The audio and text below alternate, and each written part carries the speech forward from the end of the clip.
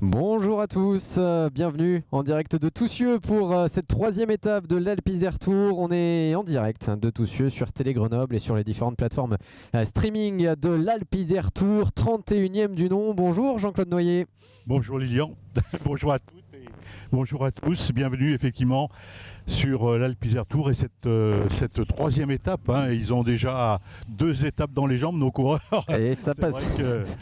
Ça passe vite effectivement. Ça passe très très vite avec 2 étapes qui ont été également très rapides, que ce soit mercredi autour de Charvieux-Chavagneux ou hier pour une étape qui partait des Abrets en Dauphiné et qui s'est achevée à Saint-Quentin-Falavier avec une arrivée au sprint entre 3 coureurs, un contre qui était sorti dans le final à 12 km de l'arrivée et réglé au sprint par le coureur français de la BNB Hotel Quentin Jauregui. Il avait brillé sur l'Alpe Isère Tour en 2014. 8 ans plus tard, il remet le couvert et il va chercher en prime, Jean-Claude, le maillot jaune de leader. Oui, tout à fait. Je dirais que Quentin Jauregui avait déjà porté ce maillot jaune de leader il y a effectivement 8 ans. Il était membre de l'équipe de France et c'est vrai qu'on retrouve un garçon qui affectionne ce type d'épreuves, des épreuves de moins d'une semaine, on va dire. Et Quentin nous disait sur la ligne d'arrivée hier soir qu'il était en plus très à l'aise dans un sprint, disons comme ça s'est passé hier à 3, à 4. Et il l'a montré et c'est vrai que c'est tout à son honneur finalement. Et aujourd'hui, il va devoir le défendre, ce maillot jaune. 9 petites secondes d'avance. Vous avez vu le classement général, 9 secondes sur Lars Boven. Jacobo Trouba était en 3e position de l'étape et donc du classement général. Aujourd'hui, c'est une autre affaire, effectivement, puisque ce sont 145 km qui sont proposés à l'ensemble des concurrents. 117 coureurs se sont élancés tout à l'heure de l'aéroport de Saint-Exupéry pour rejoindre Toussieux. Une étape de 145 km, on l'a dit, avec quelques difficultés, classées en 4e et 3e catégorie. On n'aura pas moins de 6 Grands Prix de la montagne qui seront disputés et également donc 4 sprints bonifications, des bonifications toujours importantes dans cette étape puisque pour l'instant, Jean-Claude, 40 coureurs se tiennent en 27 secondes seulement. Oui, puisque ce que l'on constate quand même aujourd'hui dans les courses cyclistes de ce niveau-là, c'est que ça se joue à coups de seconde finalement. Donc 9 petites secondes, c'est peu, mais c'est peut-être suffisant finalement pour que Quentin Jauregui puisse conserver son beau maillot jaune. On le saura dans quelques quarts d'heure, effectivement. On verra ce qui peut se passer dans ce final. Et il nous l'a dit hier, en tout cas ce sera sa dernière journée d'opportunité aujourd'hui, puisqu'à partir de demain, nous entamerons la montagne. On y reviendra bien évidemment sur le final de cette semaine. Pour l'instant, on va s'intéresser à cette étape partie, on le disait, de l'aéroport de Saint-Exupéry pour un départ fictif un petit peu long, 9 km. Le temps de rejoindre la commune de Saint-Laurent-de-Mur, où les coureurs ont ensuite été libérés par la direction de course et un départ fictif pour 117 coureurs, on l'a dit, qui ont pris le départ tout à l'heure. L'aéroport de Saint-Exupéry, traditionnel départ sur l'Alpe Isère Tour, et un tout petit peu plus loin donc un départ réel qui a été d'ailleurs assez rapide puisque assez rapidement on prenait quelques mètres d'avance pour 4 coureurs. Ils sont maintenant 3 en tête. On va pouvoir refaire dans quelques instants un point sur la situation de course puisque les coureurs avancent à une moyenne environ de 42 km/h de moyenne et on retrouve les images d'un départ qui a été justement donné assez rapide sur des routes assez larges qui ont permis déjà à quelques coureurs de s'extirper du peloton. Oui, puisqu'il faut aussi souligner, c'est que cette 3e étape, pour moi, elle se décompose en 2 grandes parties, j'allais dire. Une première qui part de l'aéroport international de Saint-Exupéry en direction du sud, du côté de Vienne, avec un vent favorable, alors que là, les coureurs sont dans cette 2e partie, c'est-à-dire la remontée sur l'agglomération lyonnaise, avec cette arrivée à Toussieux. Le vent va être défavorable dans cette remontée sur le Lyonnais et sur cette ville de Toussieux qui nous accueille ce soir. Et effectivement, Toussieux, terme de l'étape où nous aurons le plaisir de retrouver les coureurs à plusieurs reprises puisqu'ils entreront sur un circuit final dans les 15 derniers kilomètres, un circuit de 7 km 600 qu'il faudra courir à 2 reprises, l'occasion pour eux également de reconnaître finalement le final, un final tracé bien sûr en partenariat avec la commune de Toussieux et avec l'ensemble de la communauté de communes de l'Est lyonnais. On a quitté son siège tout à l'heure à l'aéroport Saint-Exupéry, on va traverser de nombreuses communes de cette communauté communauté de communes. Toussieux accueille l'Alpes-Isère Tour. On va retrouver les mots d'accueil de son maire, Paul Vidal, également président de la communauté de communes de l'Est lyonnais. Oui, Toussieux a été la première ville-étape du département du Rhône à accueillir le Rhône-Alpes-Isère Tour. Et en effet, ce n'est pas avec une certaine fierté que je vais accueillir pour la 4e fois sur ma commune, désormais l'Alpes-Isère Tour. Et c'est là où on peut avoir un peu de frustration, puisque le Rhône a disparu complètement de l'appellation de la course, malgré le soutien de la communauté de communes, qui est pour la durée du mandat quelque chose d'assez fort. Mais comme j'adore Michel Beau et que je sais tout le travail qu'il fait pour cette course, je suis quand même fier d'être son partenaire.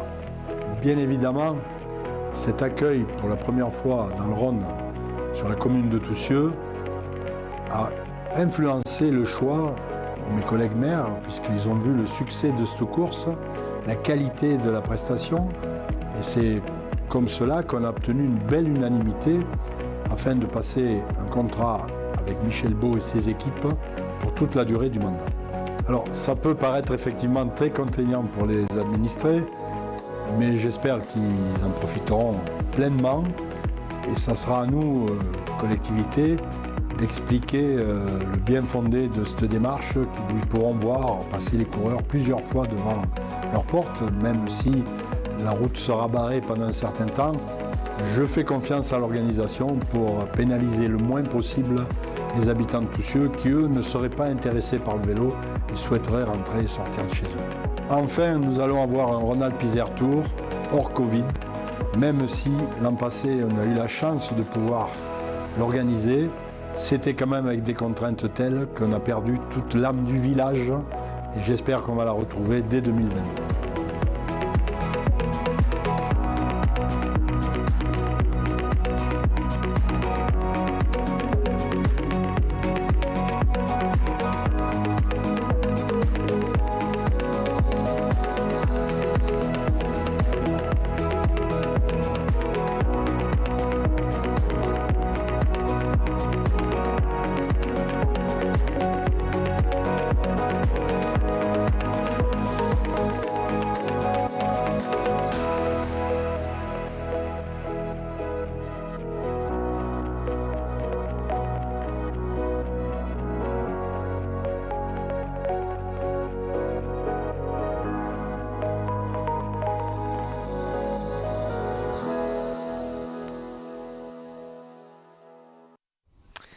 Et merci à Paul Vidal et à ses administrés, la commune de Toussieux qui nous accueille, tout comme l'ensemble de la communauté de communes de l'Est lyonnais. Théâtre de la 3e étape de l'Alpes-Isère Tour édition 2022, avec dans cette 3e étape 3 coureurs à l'avant. Ils étaient 4 à avoir pris un petit peu de marge. Adrien Guillonnet pour la sélection Auvergne-Rhône-Alpes, le coureur qui évolue bien non loin d'ici, dans les rangs de l'équipe de National 2 du Vélo Club de Corba, est sélectionné dans cette équipe Auvergne-Rhône-Alpes sur l'Alpes-Isère Tour. À ses côtés, le coureur danois, donc Magnus Brinsrud, 109e du classement général. Pas d'intérêt pour lui au classement, mais la volonté peut-être d'aller chercher la victoire d'étape. Aujourd'hui, on retrouve également dans cette échappée Niels Brun, le coureur suisse de la formation Tudor Pro Cycling Team. Ces 3 hommes qui ont compté jusqu'à 2 minutes 15 d'avance, un écart qui se balade entre la minute 50 et les 2 minutes 15 en la faveur de ces 3 hommes de tête qui étaient tout à l'heure accompagnés d'un 4e larron. C'était Pepijn Reindering pour la formation Development Team DSM. Seulement voilà, ce coureur est 7e du classement général à seulement 27 secondes. Et du côté de son équipe, on a compris que c'était tout simplement condamner l'échappée que de laisser un coureur aussi dangereux au classement général dans les premières positions. On lui a donc demandé de se relever et cela va peut-être laisser une chance à nos 3 hommes de tête, même si finalement le peloton lui ne semble pas décidé à laisser filer. Les coéquipiers du maillot jaune sont déjà, Jean-Claude, dans les premières positions. Effectivement, oui, on voit l'équipe BNB qui effectue le travail pour protéger l'athlétique jaune de Quentin Jauregui, bien entendu. C'est vrai que dans cette échappée, on va y revenir, le coureur suisse Niels Brun donc, est actuellement 47e du classement général à 3 minutes 05. Magnus Brinsrud, lui, a pointé à plus de 12 minutes du maillot jaune. Et Adrien Guillonnet est, lui, à 3 minutes 20. Donc, on va peut-être leur laisser 2 minutes 30, mais ça n'ira certainement certainement pas au-delà, bien entendu, puisque après, effectivement, des garçons comme Niels Brun pourraient endosser le maillot jaune. Il n'en est bien entendu rien, alors qu'au niveau de l'étape, nous sommes maintenant dans la remontée, c'est-à-dire dans la deuxième partie de cette étape numéro 3, d'ailleurs, entre parenthèses, que les coureurs donc ont vent de face là actuellement. Et c'est vrai que cette deuxième partie va être tout à fait passionnante et intéressante, parce que le mano à mano que se livrent les trois hommes de tête et bien entendu le peloton derrière va être passionnant dans ces derniers kilomètres. Lilian, c'est une belle étape à vivre. Une belle étape à vivre dans laquelle on va retrouver encore 2 grands prix de la montagne à disputer dans ces 60 derniers kilomètres, la côte de Vienne et la côte de la Chapelle-Saint-Thomas, toutes les deux classées en 4e catégorie. Et avant de revenir sur la commune de Toussieux pour les 2 tours finaux, 2 tours de 7,6 km. Donc le premier passage sur les lignes qui aura lieu à 15,2 km de l'arrivée. Pour l'instant, les coureurs sont dans la traversée d'Estrablin à 56 km de l'arrivée. Alors on a un tout petit souci avec le kilométrage, effectivement, puisque pour l'instant vous ne voyez pas affiché à l'écran le nombre de kilomètres restants, mais je compte sur Jean-Claude qui connaît parfaitement le territoire pour nous indiquer régulièrement le point kilométrique. Voilà, on va essayer de le faire, effectivement. Là donc, comme vous le voyez, effectivement, les coureurs sont dans une zone plutôt abritée de ce vent du nord qui souffle depuis ce matin sur la région Rhône-Alpes. Et c'est tout à l'avantage, bien sûr, des 3 hommes de tête, c'est évident. Jusqu'à l'entrée dans Vienne, et cette côte de Vienne, donc avant-dernier classement comptant pour le Grand Prix de la montagne, ils seront donc légèrement abrités. C'est après, bien entendu, que les coureurs dans la direction de Saint-Just-Chalessin, Valencin, etc., risquent d'avoir plus de difficultés avec ce Mistral qui souffle, même si ce n'est pas, je dirais, le grand Mistral que l'on peut connaître dans notre belle région. Voilà. Et un peloton donc lancé à la poursuite de ces 3 hommes de tête. On va pouvoir revenir sur ce qu'il s'est passé depuis le début de l'étape, avec un début d'étape un petit peu mouvementé, puisqu'il a fallu aller chercher les différents points. Ils sont importants dans les ascensions répertoriées du jour pour essayer d'aller chercher un maillot distinctif, et notamment du côté des Grands Prix de la montagne qui ont déjà été franchis. Et bien notons qu'Aloïs Charin, déjà très actif depuis la première étape mercredi, est allé chercher 4 points au sommet de la côte de Septem au kilomètre 27, qu'on retrouvait ensuite Pepijn Reinderick, présent dans cette échappée tout à l'heure, qui prenait les 6 points au sommet de la côte des Impinés. On retrouvait ensuite la 3e difficulté, la côte de la Chapelle de Surieux, où il prenait à nouveau 6 points. La dernière difficulté qui a été franchie, c'est la côte de Châteaubriant, où Adrien Guillonnet est passé en tête pour aller rafler 4 points. On a déjà également des résultats, Jean-Claude, avec les différents sprints intermédiaires et notamment le sprint en or. Oui, effectivement, donc ce sprint en or, donc c'est une habitude sur les routes de l'Alpe Isère Tour. Il est revenu donc à Niels Brun, le coureur suisse de la formation Tudor Pro Cycling Team, et c'est assez sympathique à noter, mais le sprint en or donc est offert par une bijouterie bien connue dans la région, et cette bijouterie offre une montre de belle facture, sachant que Tudor Pro Cycling Team est lui aussi un fabricant dans ce secteur-là d'activité. Donc, vous voyez, les routes étroites du Nord-Isère, là, actuellement, c'est vrai que là, les coureurs, par contre, sont dans des routes qui ne rentrent pas très, très bien, finalement. Des routes qui sont difficiles, et des garçons qui ont pratiquement une centaine de kilomètres déjà dans les jambes. Cette étape, il faut le rappeler, donc elle fait 145 km 500. N'oublions pas les 500 derniers mètres. Ce sont des hectomètres importants. Et c'est vrai qu'on s'aperçoit notamment là que la route est particulièrement étroite. Ça nous fait penser, mon cher Lilian, à des routes de Liège-Bastogne-Liège, finalement. Oui, c'est vrai, avec des ascensions ici qui sont non répertoriées, mais des pourcentages qui sont néanmoins bien minutes d'avance pour la tête de course, les 3 hommes de tête sur le peloton, qui est emmené par un coureur de la formation DSM. On a retrouvé Pepijn Rendering qui était dans l'échappée et qui s'est fait reprendre par le peloton. Et finalement, ce sont même ses coéquipiers qui vont rouler pour essayer de réduire l'écart. On va pouvoir revenir, Jean-Claude, sur ces 3 hommes de tête avec effectivement aucune inquiétude du côté du classement général.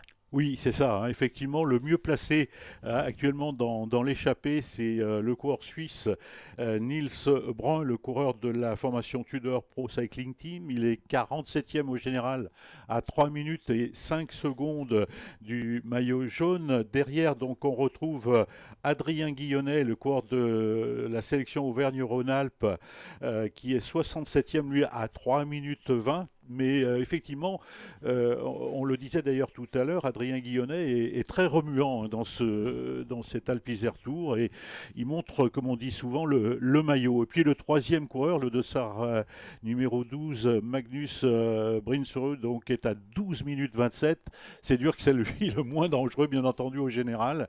12 minutes 27, donc il a pris un éclat, comme on dit dans le jargon cycliste hier, terme de cette 2e étape qui arrivait à Saint-Quentin-Fallavier. Et c'est vrai qu'aujourd'hui, ça explique sa place au sein de cette échappée. On a laissé partir. Et c'est vrai que des garçons comme ça ne sont pas dangereux au général. Et ils ont, je pense, un bon de sortie jusqu'à 2 minutes 30 sans aucune difficulté finalement. Hein. C'est vrai que hier, finalement, l'étape a créé de gros écarts. On ne s'attendait peut-être pas à autant d'écarts, puisqu'effectivement, à partir de la 40e position, eh bien, on était déjà à 3 minutes. Hier, sur les lignes d'arrivée à Saint-Quentin-Fallavier, il faut dire que cette côte de l'Épalu, placée à une vingtaine de kilomètres de l'arrivée, a été assez terrible. 2 kilomètres seulement, mais des pentes à 15% qui ont inspiré Romain Grégoire pour la formation Groupama FDJ, vainqueur de Liège-Bastogne-Liège Espoir, champion de France de cyclocross, vice-champion du monde junior la saison dernière, qui est effectivement allé mettre le feu aux poudres dans cette difficulté. Ça n'est pas allé au bout, mais ça a au moins eu le mérite de mettre en difficulté de nombreux coureurs, puisque finalement c'est un peloton très restreint qui s'est retrouvé à la poursuite des 3 hommes de tête dans le final, et justement un peloton qui n'a jamais pu boucher les 10 secondes qu'avaient pris les 3 hommes de tête hier. Oui, tout à fait. En tout cas, l'information qu'on peut retenir sur cette 2e étape, c'est le coup de force de Romain Grégoire. Finalement, il a été littéralement impressionnant dans cette côte de l'Épalu. Et il me disait hier soir, donc à son hôtel, que cette côte lui avait fait penser à la côte de la Redoute, qui est l'une des moments, on va dire l'un des moments mythiques de Liège-Bastogne-Liège. Et cette côte de l'Épalu, il faut le reconnaître, donc elle a été découverte par les organisateurs, les membres du comité d'organisation du Tour Nord-Isère, le COTNI. Et c'est tout à leur honneur d'ailleurs je dirais, de découvrir ce genre de profil. Côte de l'Épalu qui effectivement en a surpris hier plus d'un. Et Romain Grégoire donc, a fait montre de son talent, il n'y a pas de doute là-dessus. Il faut savoir, Lilian, que le vainqueur hier, c'est-à-dire Quentin Jauregui, nous a dit à tous les deux d'ailleurs que Romain Grégoire avait été tellement impressionnant que personne n'était capable de revenir sur lui. Et on a même cru à un moment qu'il allait pouvoir accentuer son avance, parce que derrière, personne n'était vraiment en mesure de s'organiser.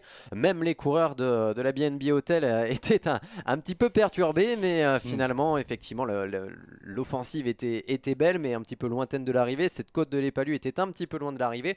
Et Romain Grégoire, dans cet effort solitaire, sur des plateaux également très exposés au vent, n'a pas pu aller au bout. Cela nous a permis, en tout cas, de retrouver encore une fois Romain Grégoire, qui néanmoins termine dans le peloton et est donc à 27 secondes au classement général, de quoi peut-être lui donner des idées. Aujourd'hui également, des écarts au classement général que vous retrouvez à l'affichage, avec 9 secondes d'avance seulement pour Quentin Jauregui sur Lars Boven, le coureur néerlandais, 2e de l'étape d'hier, qui avait déjà terminé 2e d'une classique des Alpes juniors, la classique des Alpes qui aura lieu la semaine prochaine. Et bien Lars Boven, lui, porte aujourd'hui le maillot blanc de leader au classement des jeunes. Il a 20 ans seulement, et effectivement, donc 9 secondes de retard sur Quentin Jauregui. Quentin Jauregui qui doit peut-être son maillot également à des mouvements d'étape intéressants au début de la première étape mercredi à Charvieux-Chavagneux, puisqu'on se souvient que sur les 2 premiers sprints intermédiaires, l'air de rien, il était allé chercher à chaque fois 3 secondes de bonification, et aujourd'hui forcément c'est important pour ce maillot jaune. D'autant plus que, et on le constate dans les grandes courses, hein, ça se joue, et on le disait d'ailleurs tout à l'heure en préambule, ça se joue à coup de secondes finalement, hein. Il est important de rappeler que dans le Tour d'Italie, Richard Carapace n'a que 3 secondes d'avance sur Jay Hindley à quelques jours bien entendu du final de ce Giro, final qui se fera contre la montre, donc tout risque de se passer dans le contre-la-montre final. Et la conséquence, effectivement, elle est là. On constate depuis maintenant quelques années que le niveau Lilian est pratiquement devenu le même. C'est du très haut niveau, bien entendu. Ce sont des sportifs de haut niveau qui disputent ce genre d'épreuves, mais qu'il n'y a plus les écarts d'antan. Effectivement, avec une homogénéisation, on va le dire ainsi, du peloton et qu'on voit à peu près à tous les niveaux, puisque même dans les catégories juniors maintenant, on peut avoir des épreuves très montagneuses mais qui se jouent à la seconde près, alors que vous retrouvez d'ailleurs les différents classements intermédiaires. Le classement du meilleur jeune, on en a parlé, dominé par Lars Boven, 12 secondes d'avance sur Henry Ulich, vainqueur de l'étape mercredi, qui portait hier le maillot jaune, dépossédé pour quelques secondes et qui évolue toujours avec 12 secondes de retard. Henry Ulich qui pourrait être l'un des favoris de l'étape aujourd'hui, puisque le final est quand même relativement accessible, relativement plat, relativement technique également, comme ça avait été le cas à Charvieux-Chavagneux. C'était sur la journée de mercredi, et l'occasion justement de refaire un point sur les porteurs des différents maillots, puisqu'au niveau du classement général, on en a parlé, Quentin Jauregui est maillot jaune de leader, parrainé par le département de l'Isère. Du côté du classement par points, Henry Ulich, le coureur allemand, a été dépossédé du maillot jaune mais conserve le maillot vert après une victoire et une 5e place sur l'étape d'hier. Le meilleur grimpeur, c'est Rasmus Pedersen, le coureur danois de l'équipe BHS PL Beton Bornholm, le meilleur grimpeur après avoir raflé à peu près tous les points possibles hier, ce qui lui a permis de revêtir et le maillot du meilleur grimpeur et de s'installer en tête du classement de la combativité, également leader du classement des sprints avec 2 points d'avance sur Aloïs Charin, qui du coup aujourd'hui porte ce maillot de leader, puisque Rasmus Pedersen, eh bien il a beau être brillant, il peut porter qu'un maillot à la fois. Exactement, voilà, donc information intéressante aussi, on vient de faire remonter les voitures entre les échappés et le peloton. Est-ce qu'il y a toujours, comme on nous l'indique, 1 minute 35? J'ai quelques doutes. J'ai bien peur que le peloton ne soit en train de revenir sur l'échappée matinale. En tout cas, l'échappée bénéficie actuellement d'un vent favorable, comme on le voit avec les grandes herbes sur les bas-côtés de la chaussée, bien sûr. Les coureurs qui sont à l'approche de Pont-Évêque et bien entendu de Vienne, où va se disputer au sommet de la côte de Vienne l'avant-dernière ascension de la journée, puisque la dernière, c'est la côte de la Chapelle Saint-Thomas, tout près de Saint-Pierre de Chandieu. Et c'est là qu'aura lieu donc le dernier classement comptant pour le Grand Prix de la montagne. Avec 2 ascensions classées en 4e catégorie pour boucler finalement les Grands Prix de la montagne aujourd'hui, des Grands Prix de la montagne qu'il faudra disputer ces jours prochains, donc avec des difficultés supplémentaires. Le dernier écart, il est d'une 35 qui nous est annoncé sur les ondes de Radio Tour, 1 minute 35, donc faible marge de manœuvre en tout cas pour cette échappée à moins de 50 km de l'arrivée. On n'aura jamais laissé beaucoup de champs, je crois que depuis mercredi on n'a jamais pu prendre plus de 2 minutes pour l'échapper. On verra ce qu'il en est sur les prochaines journées, avec notamment l'étape de demain. On va pouvoir en parler un petit peu de ce week-end montagneux qui nous attend, puisque demain ce sera l'étape la plus longue de l'Alpe Isère Tour édition 2022, 171 km au départ de Saint-Maurice-l'Exil, à l'arrivée à Beaurepaire, avec un gros morceau en milieu d'étape et l'ascension classée première catégorie du Mont du Phaz. Oui, tout à fait. Donc, les coureurs vont découvrir le massif du Vercors, côté nord, demain. Après-demain, ce sera la Chartreuse et le massif de Beldon. Donc, on va effectivement aller un peu, je vais dire de façon crescendo, et en tout cas découvrir trois des principaux massifs montagneux du département de l'Isère, bien sûr, puisque l'Alpe Isère Tour se déroule essentiellement dans le département même de l'Isère. C'est sûr que demain, sur une étape longue, qui sera la quatrième aussi, il ne faut pas l'oublier, hein, certains auront laissé quelques énergies, quelques billes, comme on dit dans le jargon cycliste sur les routes du Nord-Isère. Demain, donc, c'est sûr que ce col du Vercors, qui est long, qui est difficile, sur une route avec beaucoup de gravillons, qui rend très très peu, ça risque de faire de gros dégâts. Et puis dimanche, pardon, ce sera effectivement le final, avec la plupart des cols de Chartreuse. Je crois qu'il n'y a que le col du Granier qui sera évité parmi les cols de la Chartreuse. Et encore que non, le Granier, c'est le col de Porte qui sera, qui sera évité. Tout à fait, puisqu'on va aborder le... Et c'est vrai que la Chartreuse, c'est déjà un gros morceau. On va ensuite descendre sur le Val d'Isère pour traverser l'Isère et remonter du côté de Beldon, avec des cols comme le Barrios notamment, qui sont loin d'être faciles. Arriver donc à Alvar-les-Bains, on appelle ça les balcons de Beldon. Vraiment un final époustouflant, avec une véritable étape de montagne, il n'y a pas de doute là-dessus. C'est une étape difficile qui attendra les coureurs ce dimanche pour le final de cette 31e édition de l'Alpe Isère Tour. Voilà une information intéressante, Lilian. On nous signale que l'écart entre les 3 hommes de tête et le peloton est 2 minutes et 15 secondes. C'est-à-dire qu'en fait, l'écart a grandi au fil des kilomètres, et on s'aperçoit que le peloton, là actuellement, emmené par les coureurs de la BNB, je dirais, on ne peut pas dire qu'il est le peloton musarde, parce que ce serait vraiment se moquer des coureurs, mais en tout cas, donc, pour l'instant, on n'a pas l'impression qu'ils veuillent revenir sur l'échappée. Lilian, tout peut-être se jouer dans le circuit final. Il faut rappeler qu'il y a 2 tours de circuit d'une longueur, je crois, de 7 km 500, et tout peut-être se jouer dans ces 2 derniers tours. Oui, mais néanmoins, je pense que ce sera plus abordable d'être à 3 qu'à 120 sur ce circuit final, puisqu'on sait qu'il est un petit peu technique. On a une ligne d'arrivée qui est tracée également dans le sens inverse de l'année dernière, puisqu'on arrivait plutôt sur un faux plat montant l'année dernière. Ici, ça va être une arrivée beaucoup plus rapide, puisque les 200 derniers mètres, après une légère courbe, sont plutôt descendant, léger faux plat descendant qui les emmènera jusqu'à la ligne d'arrivée, et un final effectivement technique sur lequel peut-être qu'un peloton aura un petit peu plus de mal à évoluer, même si on l'a vu sur le circuit de Charvieux-Chavagneux. Eh bien le sprint a été alors effectivement très nerveux, mais il y a quand même eu un joli sprint remporté par Henri Ulich, mais avec des équipes qui ont eu du mal à s'organiser. D'ailleurs le coureur allemand qui est allé remporter cette étape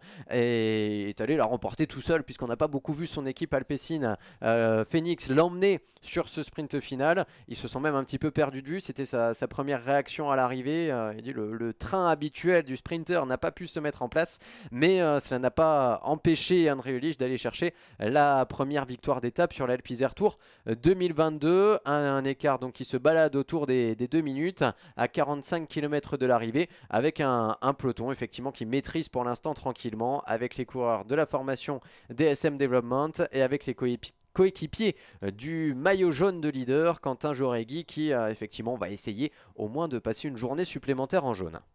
Tout à fait. En tout cas, au sein de l'échappée, on s'entend très bien finalement. Ils ont tout intérêt à collaborer tous les trois, c'est évident.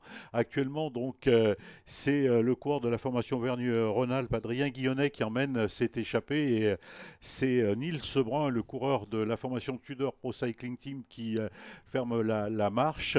Une information à vous communiquer. C'est vrai que dans cette formation Tudor Pro Cycling Team, on avait en leader Alex Baudin. Alex Baudin n'a pas pris le départ ce matin de cette 3e étape. Il a malheureusement beaucoup souffert dans la nuit d'un genou, et il n'a pas pris le départ, tout simplement. Il était à mon avis, l'un des garçons qui pouvait s'illustrer sur ce type d'étape.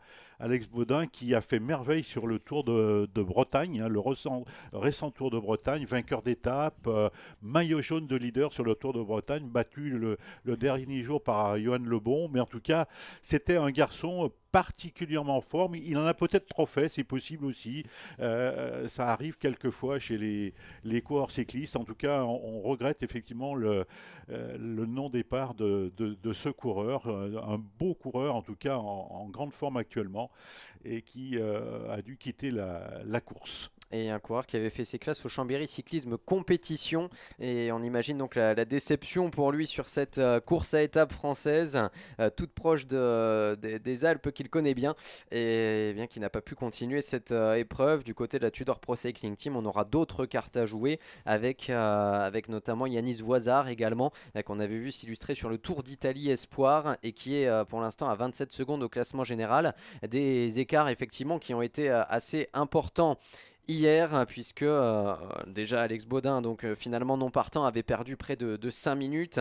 Valentin Retailleau, le champion de France Espoir, a perdu également beaucoup de temps hier. Pas au mieux pour l'équipe AG2R Citroën Team U23, et qui a perdu quasiment 10 minutes également. Donc finalement, ils ne sont plus qu'une quarantaine de coureurs déjà au bout du 3e jour à pouvoir espérer, à moins d'un retournement de situation, à pouvoir espérer renverser la tendance et s'imposer au classement général de l'Alpe Isère Tour, alors que le peloton est fortement secoué maintenant avec, je crois, la formation Metec notamment.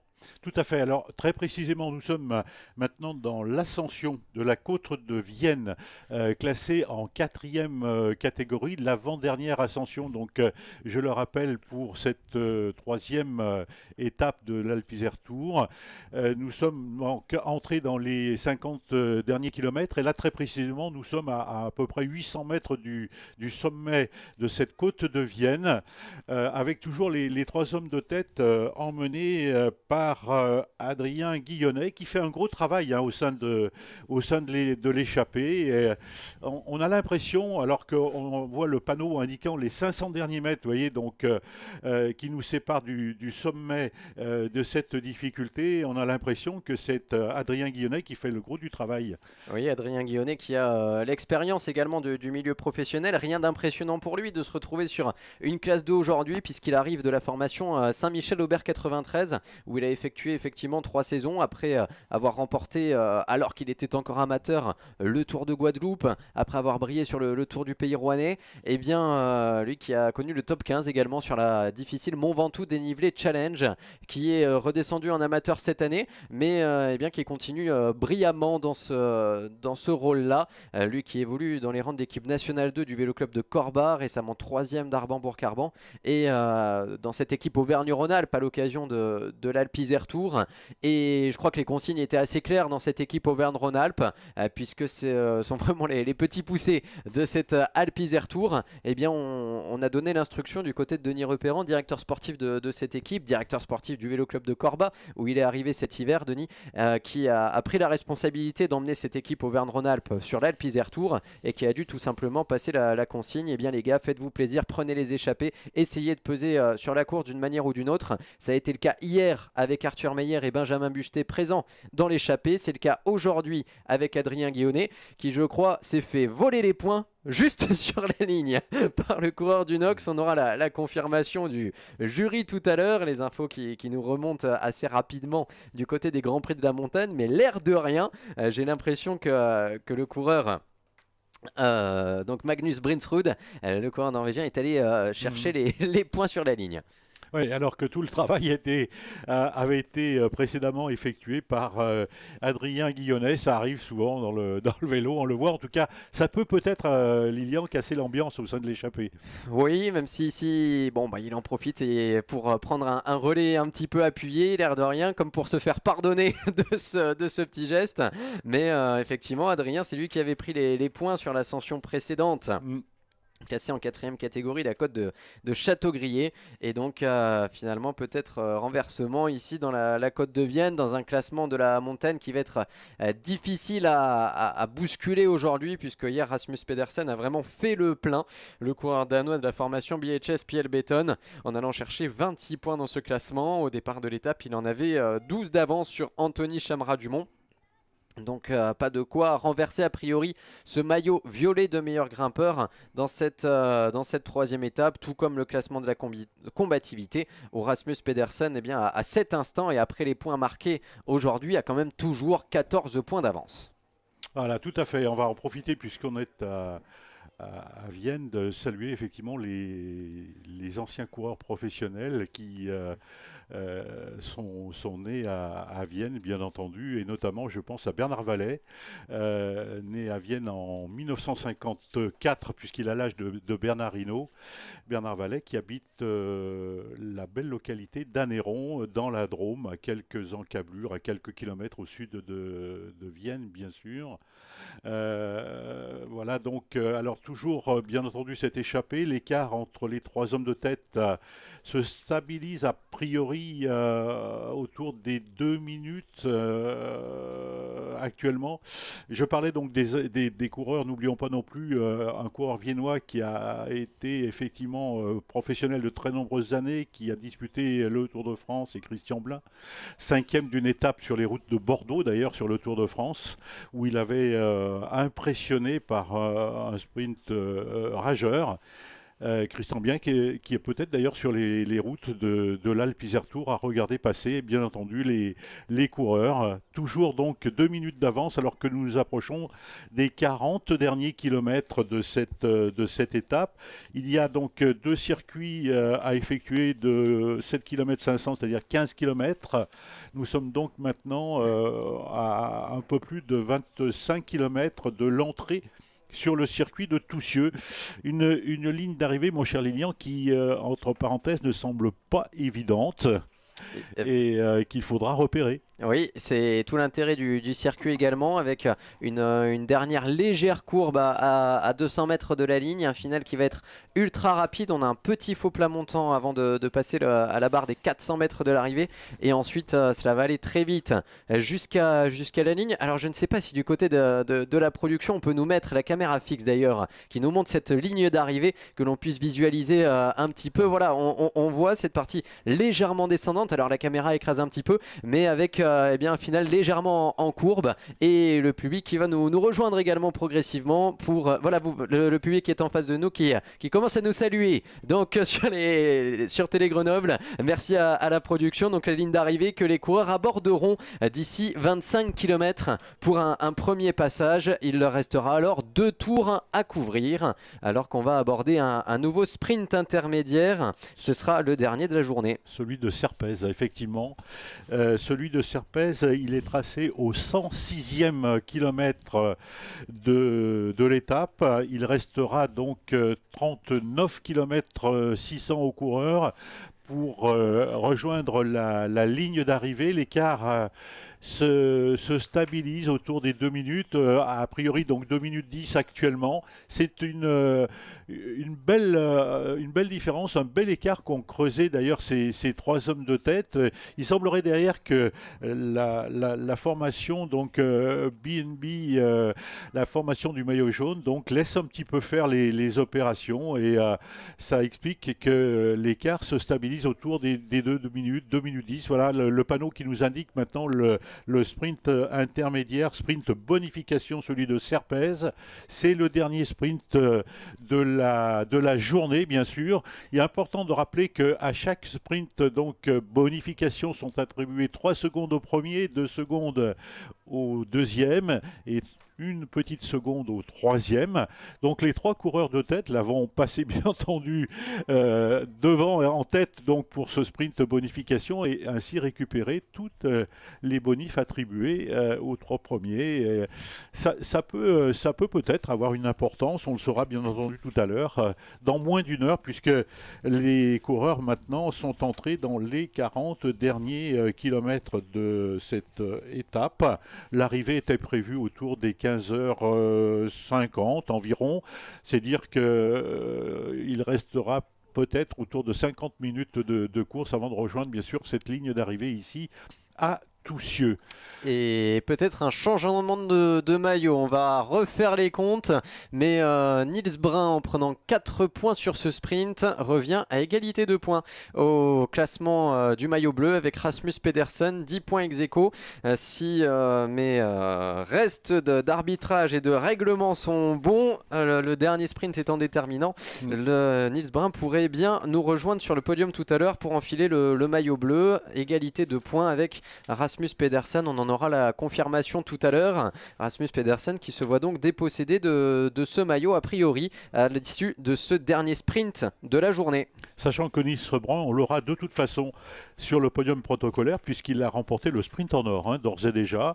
Il peut donc lui aussi cumuler un certain nombre de maillots pour le protocole qui aura lieu bien sûr à l'arrivée de cette 3e étape. En tout cas, ces garçons semblent effectivement motivés et ils ont raison de l'être. C'est évident, c'est un beau challenge que de remporter une étape de l'Alpe Isère Tour, surtout pour des garçons comme Adrien Guillonnet, bien sûr.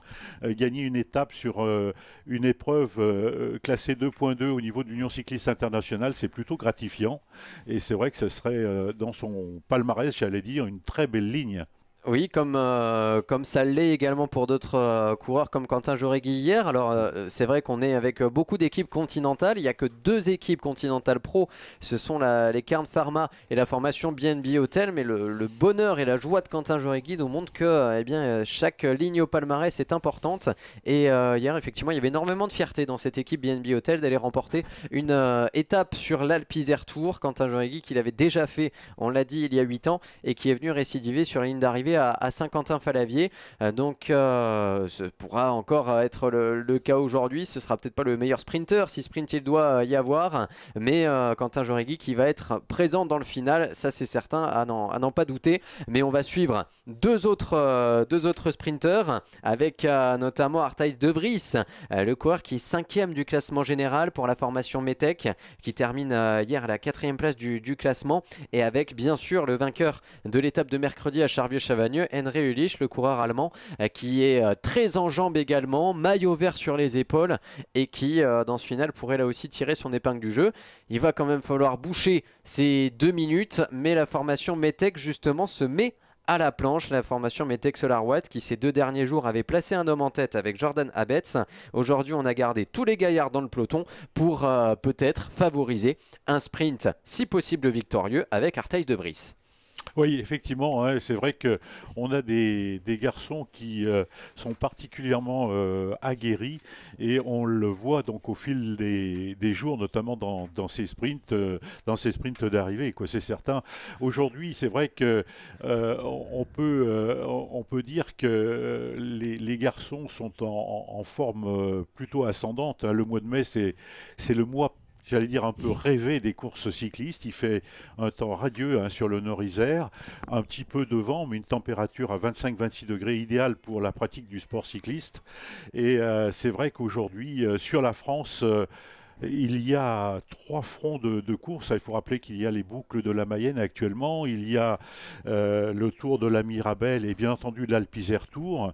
En Italie, c'est le Tour d'Italie. En Norvège, c'est le Tour de Norvège. En Belgique, on a eu hier le circuit de Wallonie où le local Sandy Dujardin d'ailleurs a pris une très belle 10e place sur ce circuit de Wallonie remporté par Andrea Pasqualone.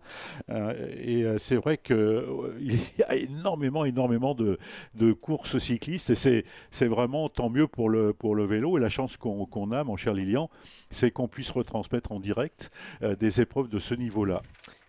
Grâce notamment à la production de Black Hole et à l'occasion de rappeler les différentes possibilités de nous suivre en direct sur la chaîne YouTube de l'agence Black Hole, sur les différents réseaux sociaux de l'Alpe Isère Tour. Si vous avez un doute, vous allez simplement sur le site internet de l'Alpe Isère Tour et vous trouverez forcément un lien qui vous renvoie vers le direct. L'occasion de vous donner déjà les rendez-vous des prochains jours, puisqu'on est également en direct sur Télé Grenoble et on sait que beaucoup nous suivent sur leur téléviseur. km. Demain, on prendra l'antenne à partir de 14h25 pour l'étape entre Saint-Maurice-l'Exil et Beaurepaire. On prendra l'antenne comme tous les jours à peu près 60 km de l'arrivée. Et dimanche, il faudra être branché un petit peu plus tôt puisque c'est à 13h35 que nous prendrons l'antenne pour une dernière étape un petit peu plus courte mais bien plus montagneuse. Donc rendez-vous à 13h35 dimanche en direct pour les 60 derniers kilomètres de cette étape.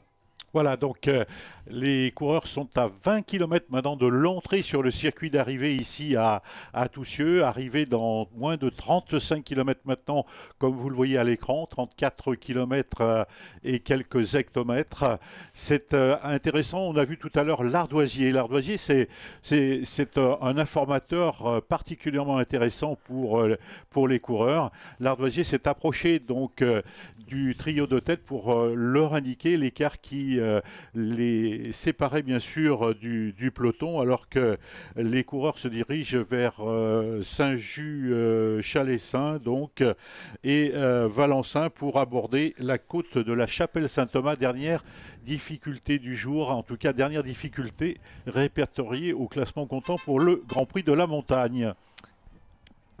Et nos 3 hommes de tête qui, au dernier écart, avaient toujours 2 petites minutes d'avance sur le peloton, sur des portions assez larges. Là aussi, on est sur des territoires relativement exposés. Et néanmoins, les relais qui tombent bien avec Nils Brun, avec...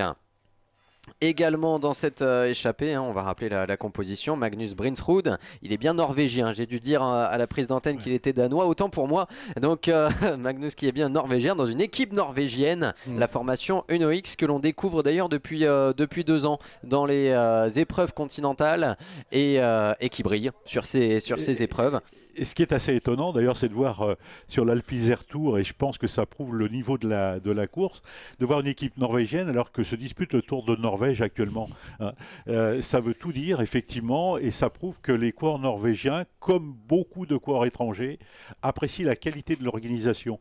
Ce qui fait qu'ils adorent venir en France et ils adorent venir sur l'Alpizère Tour disputer ce genre d'épreuve. Il convient de rappeler d'ailleurs qu'hier sur les routes du Tour de Norvège, c'est Remco Evenepoel, grand champion en devenir certainement, qui a gagné l'étape détachée, et il est donc le leader, il est le maillot jaune Remco Evenepoel sur les routes du Tour de Norvège, qui aujourd'hui donc doit disputer, je crois, la 4e étape de ce Tour de Norvège, l'étape la plus longue de 232 km au programme des coureurs, c'est-à-dire près de 90 km de plus que ceux de l'Alpizère Tour. Voilà, donc les coureurs norvégiens, on les voit actuellement ici avec à l'image le porteur du dossard numéro 12, Magnus Brinsrud, qui effectivement semble particulièrement à l'aise. Vraiment, il caresse les pédales, comme on dit dans le jargon cycliste. En tout cas, ça va très très vite devant. Franchement, belle entente au sein de cette échappée qui se trouve maintenant à 33 km de l'arrivée ici à Toussieux. Et nous sommes donc... tout près de la localité de Saint-Just-Chalessin et de Valençin que nous allons traverser dans quelques kilomètres.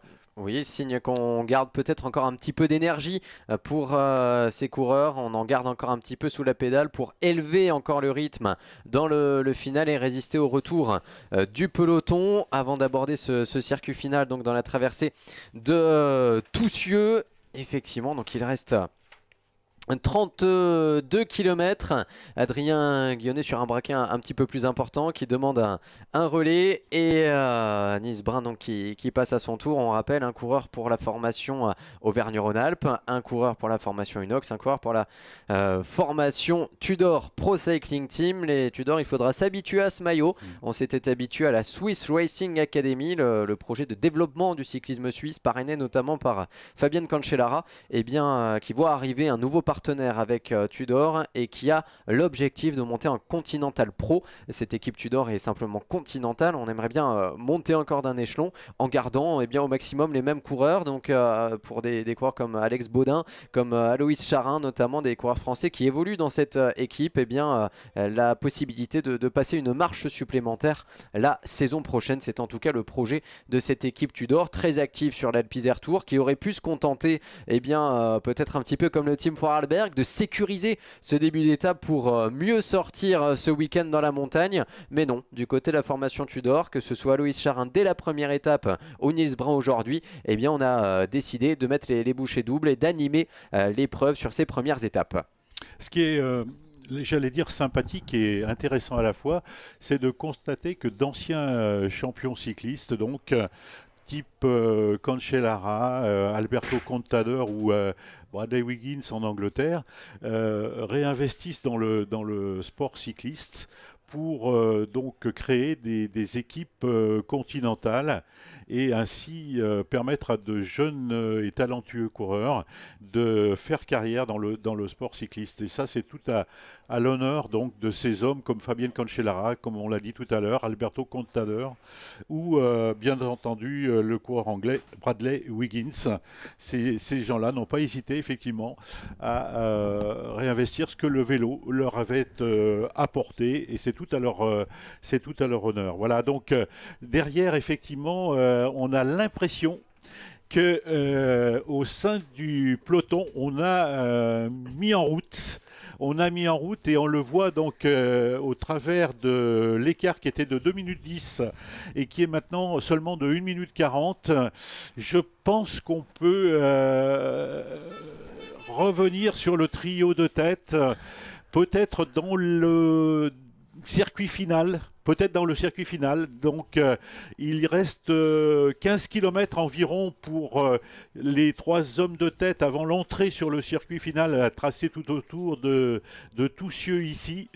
Mais en tout cas derrière effectivement la machine est en route et on a beau demander la prise de relais, on voit effectivement en tête donc des garçons comme Adrien Guillonnet dans l'échappée donner un petit coup de coude. Ça veut dire qu'Adrien Guillonnet est peut-être un petit peu juste.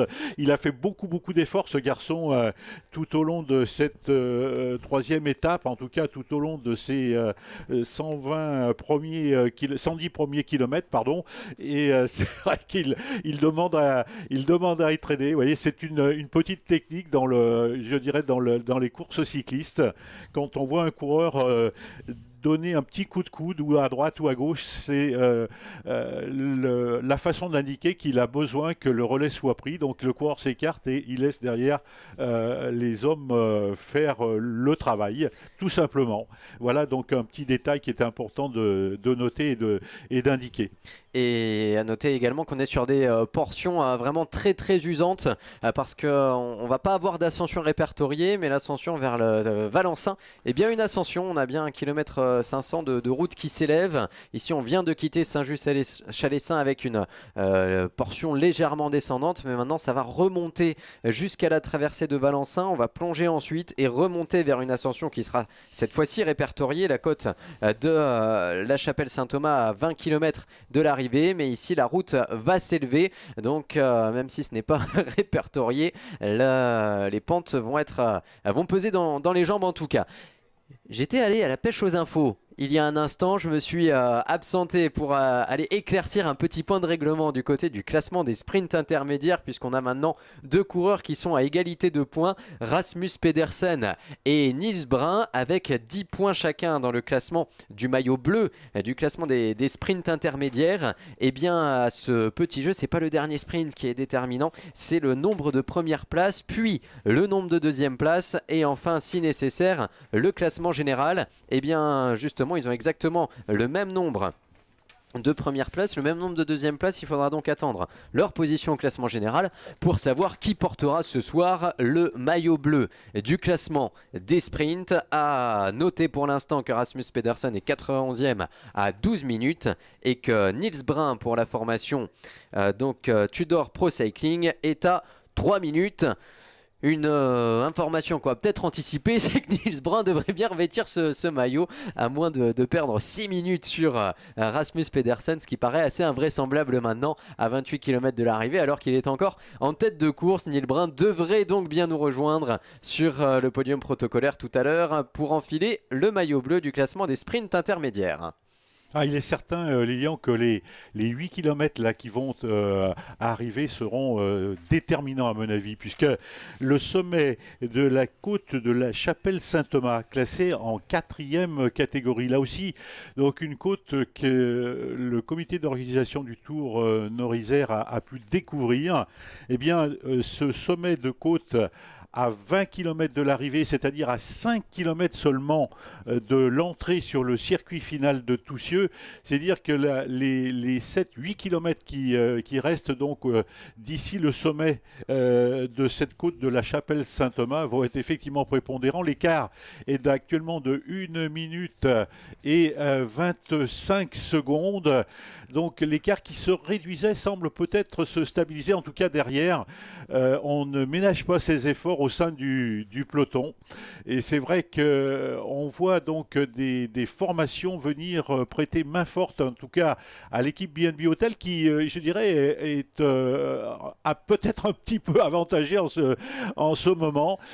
C'est vrai que les BNB ne sont pas en tête de peloton, ils sont dans un deuxième rideau actuellement. On aperçoit donc des garçons comme Cyril Gauthier, hein, qui est le capitaine de route de BNB Hotel KTM. C'est vrai qu'il y a aussi donc des garçons comme Jonathan Hiver, le coureur Sébastien Schoenberger, il y a Victor Koretsky aussi. Donc c'est sûr que le maillot jaune Quentin Jauregui est particulièrement bien entouré.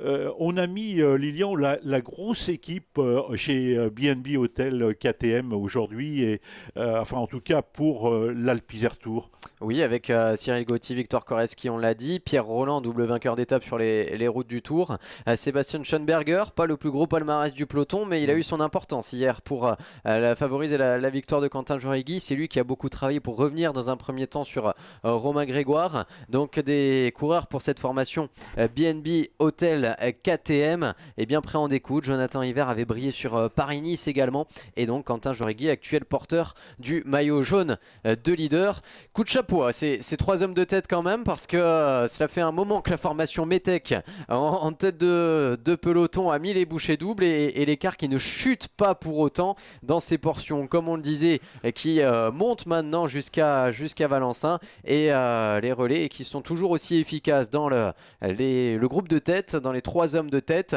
même si l'écart diminue. C'est une belle résistance en tout cas, qui devrait peut-être leur permettre au moins de venir franchir une première fois la ligne ensemble, et de recevoir donc l'ovation du public qui nous rejoint à Toussieux pour le final de cette 3e étape. Comme le public est sorti au bord de la route, alors qu'on indique les derniers écarts à ces 3 hommes de tête, oui, on n'a pas d'oreillette sur les classes 2, on n'a pas d'oreillette sur l'Alpe Isère Tour, donc les écarts on les donne à la moto avec l'ardoise. Et alors je ne sais pas quel est l'écart qu'il leur est donné tout de suite. Nous on a 1 minute 15, mais j'ai l'impression qu'il est en train de bien chuter cet écart, alors qu'on va dans un instant traverser Valencin et la route qui continue de monter, même s'il n'y aura pas de points à prendre en haut. Tout à fait. En tout cas, on verra effectivement si l'on fait passer les voitures qui sont derrière l'échappée. Ça voudra dire que l'écart les séparant du peloton sera sous la minute à ce moment-là. Et ça sera une belle indication, en tout cas, pour les hommes de tête. Il est certain que le fait de ne pas avoir d'oreillette peut avoir, je dirais, une certaine importance, en tout cas. C'est ce qui se passe dans ces courses de 2.2, donc les courses Union Cycliste Internationale en 2.2, et pas d'oreillette pour les coureurs. C'est peut-être, Lilian, ça peut être un avantage d'après toi, donc le fait de ne pas avoir d'oreillette, ou un inconvénient?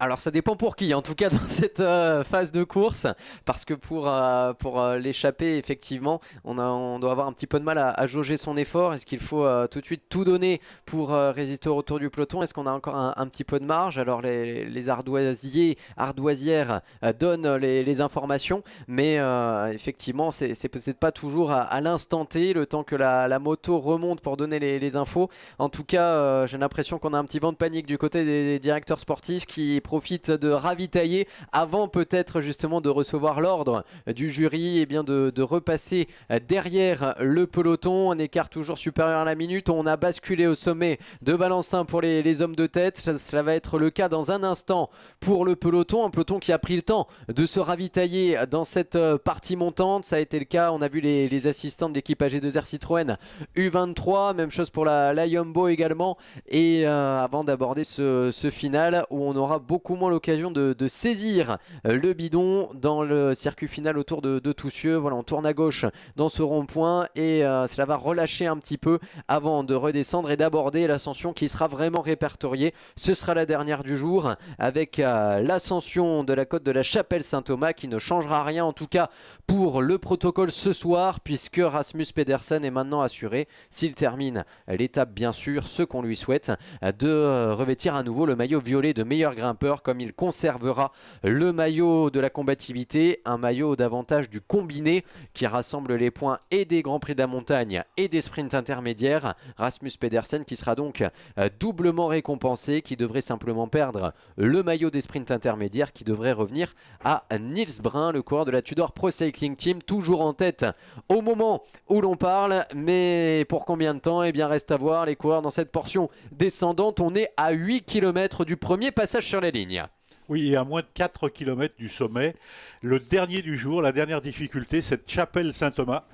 On va prier Saint-Thomas pour que les trois hommes de tête puissent passer au sommet, toujours en tête bien sûr, et se disputer les points comptant pour le Grand Prix de la montagne. Tout à l'heure, on a aperçu les coureurs de la Metec qui levaient le bras et qui demandaient du renfort finalement, ce qui est assez compréhensible parce que moi, franchement, quand on regarde l'écran, ils sont effectivement en tête depuis un bon bout de temps et on a l'impression qu'ils font un gros travail en tête de peloton. Oui, mais à la place des autres équipes, eh bien moi je les laisserai rouler parce que hier c'est quand même eux qui sont allés régler le sprint du peloton. Arthijs de Vries s'est allé chercher la 4e place de l'étape en réglant le sprint du peloton. À un moment, ce sont ces équipes de sprinteurs qui doivent prendre leurs responsabilités. Alors c'est vrai qu'Alpecin Phoenix pourrait en faire autant avec Henry Ulrich, mais cette formation Metec qui a impressionné hier avec ce final d'étape qui leur échappe avec ce trio qui est allé se partager la victoire, n'empêche que c'est peut-être l'un des meilleurs sprinteurs pour espérer l'emporter aujourd'hui. Arthijs de Vries, dossard 6 sur les épaules, 5e du classement général à seulement 21 secondes. Donc c'est aussi normal qu'on laisse faire cette équipe Metec pour réduire l'écart, puisque du côté du classement général, c'est pas BNB qui va mettre un coup de pédale supplémentaire. Ils sont maintenant beaucoup plus sereins avec un peu plus d'une minute d'avance. On l'a dit, le mieux classé de cette échappée est à 3 minutes. Pas d'inquiétude pour le maillot jaune. Donc c'est vraiment aux équipes de sprinteurs maintenant de faire le nécessaire pour réduire cet écart qui est pour l'instant toujours supérieur à la minute. Voilà, alors qu'on voit sur la partie gauche de l'écran, donc à droite de la route bien sûr, les maillots blancs de la formation AG2R Citroën, la mondiale U23, le Chambéry Cyclisme Formation, qui met actuellement le nez à la fenêtre et qui revient donc sur les pas des coureurs de la Metec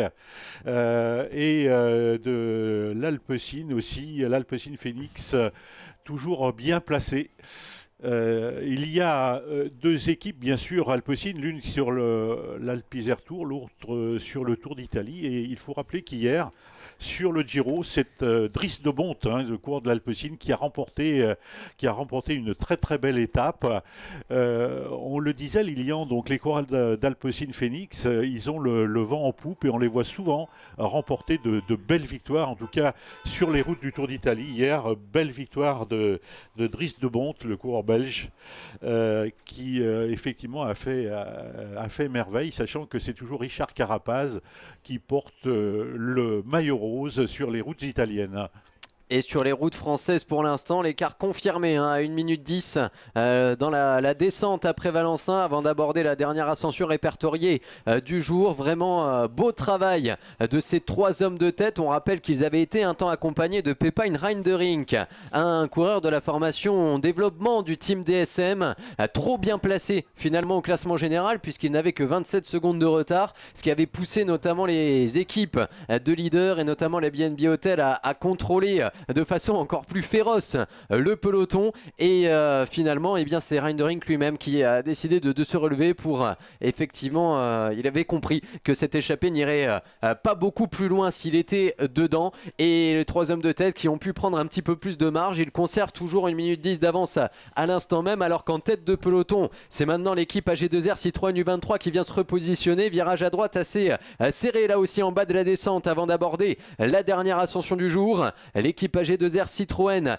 qui a vécu une journée un petit peu difficile hier, même si on a vu Thomas Delphis un temps intercalé. Et bien Thomas à l'arrivée de l'étape il a perdu près de 12 minutes, l'effort de trop peut-être pour l'ancien champion de France de contre-la-montre espoir. Valentin Retailleau qu'on annonçait parmi les favoris également a perdu également 12 minutes, le champion de France espoir. Donc journée difficile, il n'y en a qu'un finalement qui conserve une chance au classement général, c'est Jordan Labrosse. On en parle beaucoup de ce jeune garçon de 19 ans seulement. Il est actuellement 23e du classement, 27 secondes de retard. C'est le mieux classé dans cette équipe AG2R Citroën. Il est monté à 2 reprises sur le podium en Coupe de France National 1 en début de saison. Comprenez par National 1, tout simplement le plus haut niveau amateur. Il fait partie des meilleurs espoirs de cette équipe et pourrait là aussi trouver un terrain d'expression si sprint il devait y avoir dans le final aujourd'hui à Toussieux.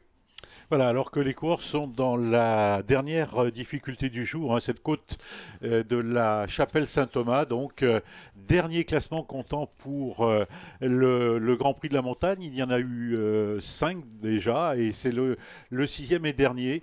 Il y a dans ces étapes beaucoup de vallonnements, beaucoup de côtes répertoriées, pratiquement 6 à chaque étape, même si ce ne sont pas de grands cols. Ce sont des côtes qui sont assez usantes finalement et qui font donc une sorte de travail de sape parmi les coureurs et parmi bien entendu les rescapés de l'Alpe Isère Tour. Lilian disait tout à l'heure, et c'est une information particulièrement intéressante, c'est celle de ce coureur Reinderink qui s'est sacrifié pour que vive l'échappée. Je crois qu'il est important de revenir là-dessus parce que Lilian Couillet disait effectivement à juste titre que l'échappée elle était condamnée. Il y avait dans cette échappée donc ce coureur Reinderink 7e, je crois, à 27 secondes du leader. Il est sûr que si Reinderink était resté quelques kilomètres de plus, le peloton aurait fait l'effort nécessaire pour revenir.